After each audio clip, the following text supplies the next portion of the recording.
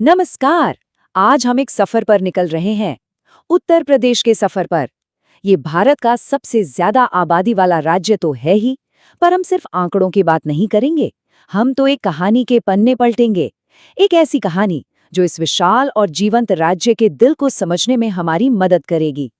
तो चलिए शुरू करते हैं। तो किसी भी जगह को समझने के लिए सबसे पहले उसकी बुनियाद को पकड़ना जरूरी होता है ना?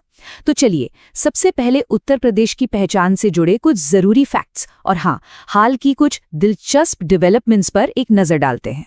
तो देखिए, उत्तर प्रदेश की पहचान कई दिलचस्प चीजों से बनती है। जैसे, क्या ये बात पता थी कि यूपी दिवस मनाने की जो परंपरा है वो कोई बहुत पुरानी नहीं है? ये 2018 में ही शुरू हुई है। और इसकी 2025 की थीम देखिए, विकास और विरासत। मतलब साफ है कि राज्य अपने भविष्य और अपने इतिहास दोनों को साथ लेकर चलना चाहता है। और हाँ, एक और अपडेट, एडमिनिस्ट्रेशन को और बेहतर बनाने के लिए 76वें जिले कल्याण सिंह नगर का भी प्रस्ताव है। भाषाई विविधता की बात करें तो यहाँ हिंदी तो 1947 से है ही, लेकिन 1989 से उर्दू को भी दूसरी राजकीय भाषा का दर्जा दिया गया है। ये अपने आप में एक बड़ी बात है। चलिए अब जरा इसके भूगोल पर नजर डालते हैं, क्योंकि सच तो ये है कि उत्तर प्रदेश का जो ये विशाल आकार है ना, वही इसकी राजनीति और इसकी संस्कृति पर बहुत गहरा असर डालता है। तो आइए देखते हैं कि ये कितना बड़ा है और कहाँ तक फैला हुआ है। तो सबसे पहले बात करते हैं इसके एरिया की। 2,40,928 वर्ग किलोमीटर। अब ये सिर्फ एक नंबर नहीं है, सोचिए कितना बड़ा इलाका है, लगभग पूरे यूनाइटेड किंगडम के बराबर। ये आंकड़ा हमें इसकी विशालता का पहला अंदाजा देता है। और ये जो विशाल एरिया है ना, ये पूरे भारत का करीब 7.33% हिस्सा है। मतलब एरिया के हिसाब से ये राजस्थान, मध्य प्रदेश और महाराष्ट्र के बाद देश का चौथा सबसे बड़ा राज्य है। अगर कभी इसके एक छोर से दूसरे छोर तक का सफर करने का मौका मिले तो पूर्व से पश्चिम तक लगभग 650 किलोमीटर और उत्तर से दक्षिण तक 240 किलोमीटर की दूरी तय करनी होगी। इससे इसके जमीनी फैलाव का असली अंदाजा लगता है। और इसकी भौगोलिक स्थिति वो भी बहुत खास है। यहाँ साफ साफ दिख रहा है कि उत्तर प्रदेश की सीमाएं 8 राज्यों, एक केंद्र शासित प्रदेश यानी दिल्ली और हमारे पड़ोसी देश नेपाल से भी मिलती हैं। ये बात इसे भारत का एक बहुत ही महत्वपूर्ण रणनीतिक केंद्र बना देती है।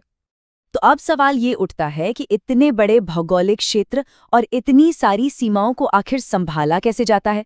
आइए अब उत्तर प्रदेश के एडमिनिस्ट्रेटिव स्ट्रक्चर को समझते हैं कि ये पूरा सिस्टम काम कैसे करता है। तो एडमिनिस्ट्रेशन को ठीक से चलाने के लिए पूरे राज्य को 18 बड़े मंडलों, जिन्हें डिविजन्स कहते हैं, उसमें बांटा गया है। और इन डिविजन्स के अंदर आते हैं कुल 75 जिले यानी डिस्ट्रिक्ट्स। ये इसका बेसिक ढांचा है। अब यहाँ एक बड़ा दिलचस्प कॉन्ट्रास्ट देखने को मिलता है। देखिए, एरिया के हिसाब से सबसे बड़ा जिला है लखीमपुर खीरी, लेकिन जब आबादी की बात आती है तो प्रयागराज सबसे आगे निकल जाता है। वहीं दूसरी तरफ सबसे छोटा जिला है हापुड़ और सबसे कम आबादी वाला जिला है महोबा। इससे पता चलता है कि जमीन और आबादी का बंटवारा यहाँ कितना अलग अलग है।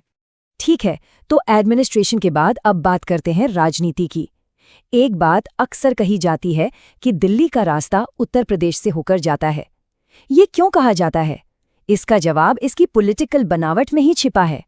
ये आंकड़े देखिए, यही इसकी राजनीतिक ताकत की पूरी कहानी कहते हैं। लोकसभा में 80 सीटें, जो कि देश में सबसे ज्यादा हैं। विधानसभा में 403 और विधान परिषद में 100 सीटें। इन नंबर्स का सीधा सा मतलब है कि देश की राजनीति किस दिशा में जाएगी, ये तय करने में उत्तर प्रदेश का रोल हमेशा हमेशा बहुत बड़ा रहता है। किसी भी राज्य की कहानी उसके नेताओं के जिक्र के बिना पूरी नहीं होती।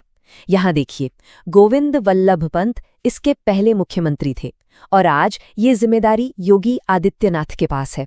और एक बहुत ही दिलचस्प बात, देश की पहली महिला राज्यपाल सरोजिनी नायडू और पहली महिला मुख्यमंत्री सुचेता कृपलानी, ये दोनों ही उत्तर प्रदेश से थीं। ये लीडरशिप की एक बहुत लंबी और महत्वपूर्ण विरासत है। तो राजनीति से थोड़ा हटकर अब चलते हैं उत्तर प्रदेश की सांस्कृतिक पहचान की तरफ। हर राज्य की तरह इसके भी अपने कुछ खास प्रतीक हैं, अपने सिंबल्स हैं, जो इसकी प्रकृति और इसकी विरासत को दिखाते हैं। चलिए अब उत्तर प्रदेश की इस प्राकृतिक धरोहर से मिलते हैं। सबसे पहले है इसका राजकीय पशु, ये शानदार बारहसिंगा। इसे स्वॉम्प्ड डियर भी कहते हैं और ये यहाँ के दलदली मैदानों की शान है। अब जमीन से आसमान की ओर देखें तो नजर आता है खूबसूरत सारस क्रेन। ये राज्य का ऑफिशियल पक्षी है और अपनी वफादारी के लिए भी जाना जाता है। जमीन पर देखें तो ये खिला हुआ पलाश का फूल, इसे जंगल की ज्वाला या फ्लेम ऑफ द फॉरेस्ट भी कहते हैं, और ये राजकीय फूल का सम्मान रखता है। और इन सबको छांव देता है पवित्र अशोक का पेड़, जो राज्य का राजकीय वृक्ष है। ये चारों प्रतीक मिलकर राज्य की समृद्ध बायोडाइवर्सिटी को दिखाते हैं। राज्य का जो प्रतीक चिन्ह है, जो एम्ब्लेम है, वो अपने आप में एक बहुत गहरी कहानी कहता है। इसे 1947 में अपनाया गया था। इसमें अयोध्या के लिए एक धनुष और बाण है, अवध क्षेत्र के लिए 2 मछलियां हैं और गंगा यमुना के संगम के लिए 3 लहरें। सोचिए, एक ही चिन्ह में कितनी सारी चीजें पिरोई गई हैं। पहचान के ये प्रतीक सिर्फ जमीन और आसमान तक ही नहीं है, पानी के अंदर भी हैं। नदियों में मिलने वाली गंगा डॉल्फिन को राजकीय जलीय जीव का दर्जा दिया गया है। और बात करें खेल के मैदान की, तो हॉकी यहाँ का राजकीय खेल है, और इस राज्य ने देश को कितने ही महान हॉकी खिलाड़ी दिए हैं। तो चलिए, अब तक हमने जो भी बातें की, उनमें से उन मुख्य बातों को जल्दी से एक बार दोहरा लेते हैं जिन्हें याद रखना बहुत जरूरी है। ये है वो खास बिंदु जो उत्तर प्रदेश की एक पूरी तस्वीर सामने रखते हैं। पहला, इसकी राजधानी का सफर, जो आगरा से शुरू हुआ, फिर प्रयागराज गया और आखिर में लखनऊ पहुंचा। दूसरा, संसद में सबसे ज्यादा प्रतिनिधियों के साथ इसकी जबरदस्त राजनीतिक ताकत।